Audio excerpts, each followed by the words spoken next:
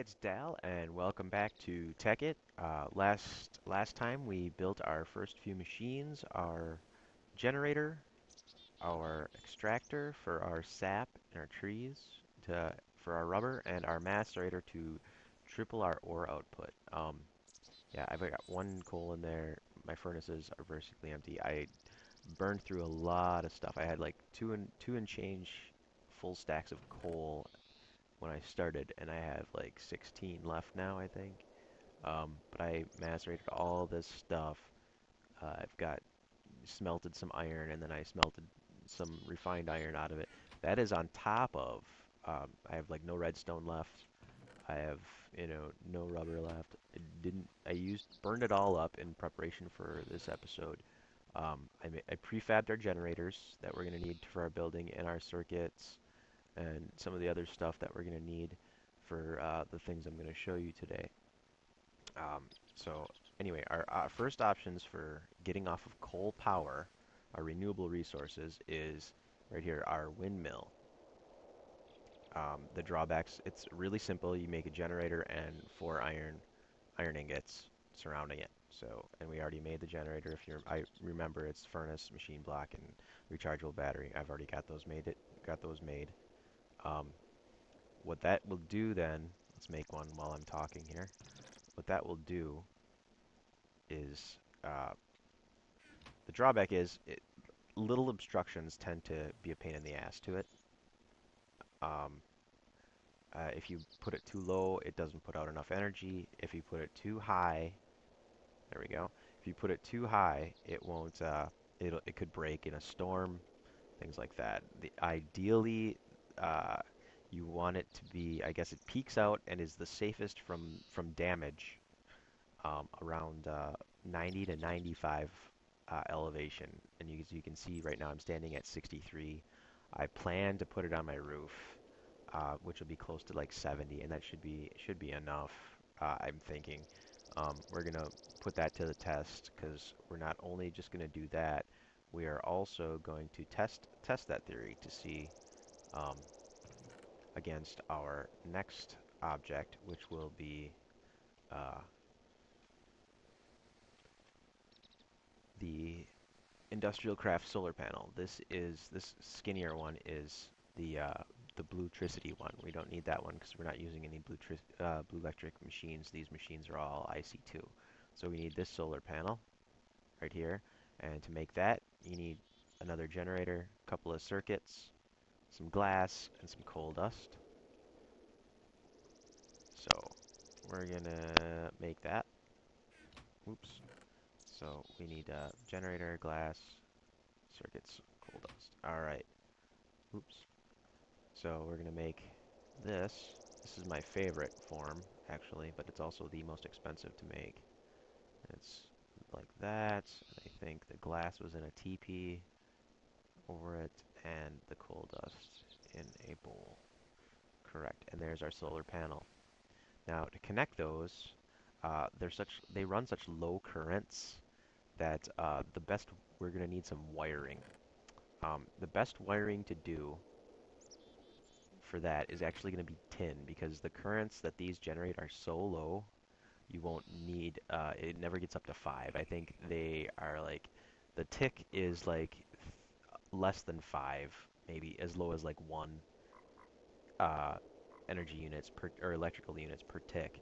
So we can just go ahead and use, I'll just make like 18 of them. Ultra low current cables, which is perfect for these.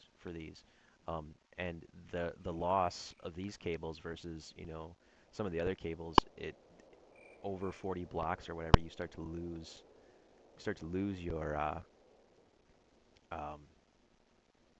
to lose your charge. So the electrical units over time, at the longer it has to travel, it starts to dissipate a little bit. The energy does. So this ultra low current cable made out of tin does not have that restriction. It's 5 no matter what, but we'll get more into currents and stuff because you got medium voltage, low voltage, high voltage, and that gets to be a pain in the ass. Now, we got all of this stuff, but we need to be able to store this energy when it's generated. What happens when it's not windy? you know, I'm not gonna have power. What happens if it's raining or not sunny out? I'm not gonna have power. Granted, I got two of these. I got kind of, you know, both bases covered. But let's try, you know, if it's sunny and windy, you know, it'd be great. But we need to find something to store it, because unlike the generator, it has a little storage cell in it. Neither of these have any storage capabilities. So what we're gonna do is we are going to make what's called a bat box. Now there are two kinds. Again, there's uh, a red power one, which is the Bluetricity, and then there's which is this one, and then there's again they have their Bluetricity batteries and stuff. That's you just gotta kind of keep an eye out. Make sure you know which one you're grabbing. This is the one we want to make right here, and it's relatively simple. We made all of this stuff ahead of time, so let's grab that. We need this, this, and was it the wood, the three batteries, and a copper cable, right? Okay, I was right. And this. All right, so let's make that. It's three wood, three wood across the bottom, two in the corners, one copper cable, and three batteries in the middle. And there we have our battery box. Now, we got a storage unit. Now, what we need to be able to do is we need to be able to adjust these things. Now, for um, industrial craft, what we need is a wrench. Okay, there's a couple of different ones. I, this one is for buildcraft, I believe. There's a screwdriver for red power machines to adjust those. Because if you try taking these out with anything but a wrench or a pickaxe, you could break it down to just a machine block and lose some mats, things like that. And you'll have to remake it. So we need this wrench right here. Oops. We need this wrench right here. And that is, we can repair it with the mid-level covalence dust, but the one we want is this one. So we need to make bronze ingots. So what we'll do with the bronze ingots here is we will get those. The formula for that is tin dust in the corner, surround it by copper dust, and it'll make two bronze dust. And we want all of that because then we have to smelt it all. Oh, I hope I got enough. I'd have to take this out of there. I got some more, but oh shit, I did that wrong, didn't I? All right, we'll smelt all of that, and we'll come back in a minute. Okay, we got our bronze smelted, and now we're gonna make our wrench. And pow, there it is. Again, it will break just like the tree taps or anything else over time, unless you repaired it. Um, but what this will let us do is this will let us, you know, you right-click and it'll pull it right up. If you left-click with it, it'll adjust facing on like things that you can adjust facing on. But right now, we're gonna pull all of this stuff up. I'm gonna move it against a different wall. I'm gonna move it over against probably against this wall. I'm going to go up on the roof first so we can get the wiring done. So I will be back and I'll see you on the roof.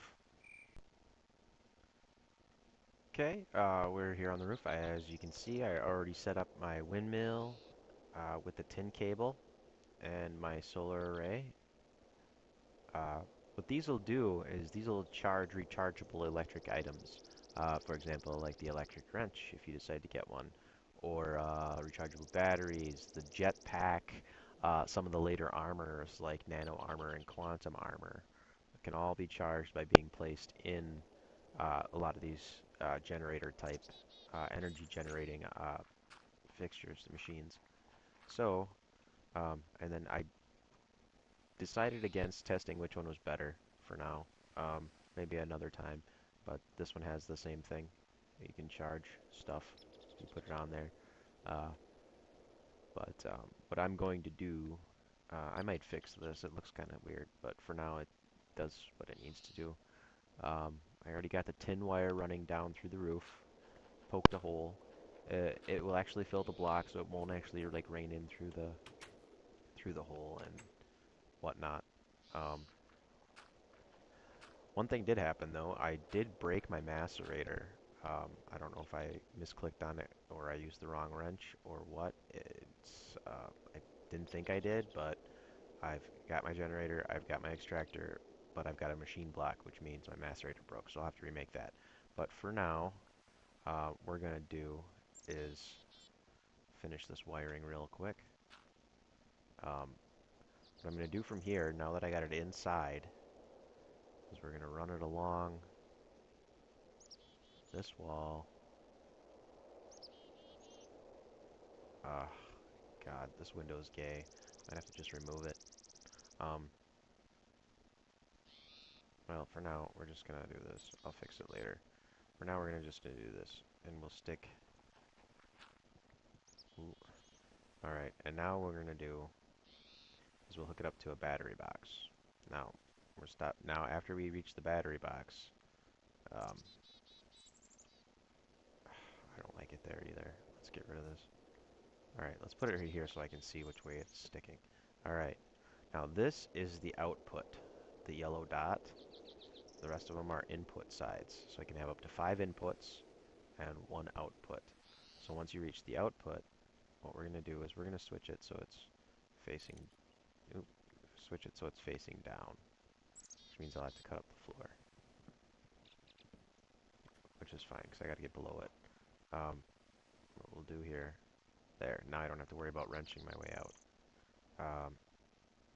And then what we need to do is we'll run a copper cable, now we run copper cable out of the battery box to our machines. Oops. See, it's already powering up from the windmill and the solar generator, or the solar panel, so that's good. But to connect under something that you can normally click on, you just hit Shift click and it'll place your cable. And now I can run this power, wherever I need to. Run it out to here. We'll put the extractor on one side, and when I fix it, we'll put the macerator on the other side. And now it's got power coming straight from the battery box, and that's still charging. So that's exactly what it'll have. You can change the options on what it'll do. It'll emit if full, emit if partially full, emit if empty, do not output energy, don't output energy unless full, or nothing, which is the standard one, which is what I use. So that's about all the time I got for today. Got just about everything done. We got a lot accomplished. I'll get this cleaned up, and we'll get a few other things going next time. So I will see you then.